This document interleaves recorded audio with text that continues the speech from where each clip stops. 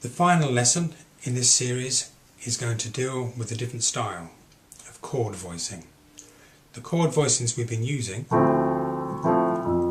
example, for another example, are known as closed voicings. They get their name because the notes are scrunched together. So you won't be surprised to hear that there's a style called open voicings. And this is what we're looking at now. I'm going to play this chord, which is a C7. Technically we call that C dominant seventh, or a theory book would. Nobody uses that word. On the page that would be a C and a number 7. C7. It's said of every chord that it has a root, which is always its name, so C in this case. In other words, a first note. Miss 2, play a third note, first and a third, first, third and fifth, first, third and seventh.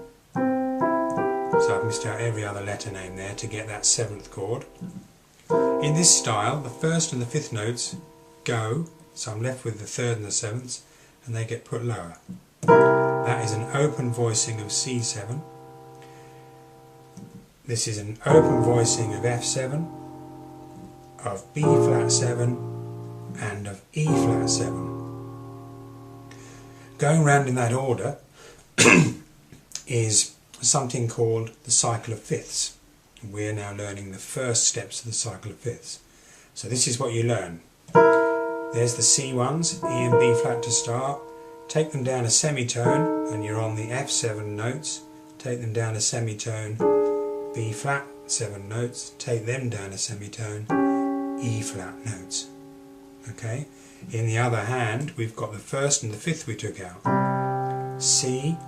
Now the first must always be lowest in this style, so I'm not going to play this F. It has to be that one.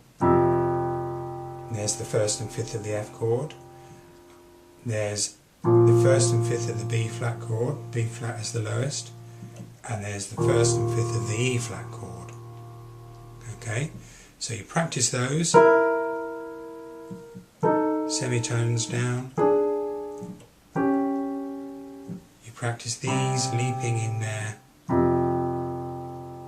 more distant pairings, further apart.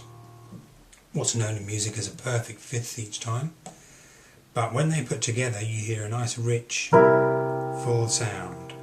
That's the C1, that's the F7, that's the B flat 7, and that's the E flat 7. That doesn't seem much, but that's important, hugely important. It takes you part of the way into what we call the cycle of fifths. Some of you will already know this, in which case carry on practicing it. You can't do enough things on the cycle of fifths, they'll keep cropping up in the course. Okay, so I hope that you've kept up with the course and have got a lot from it. And if so, dig into series 2, because that's going to take all these things further and add lots of new things. So I hope to see you in the next lot of lessons. Thank you.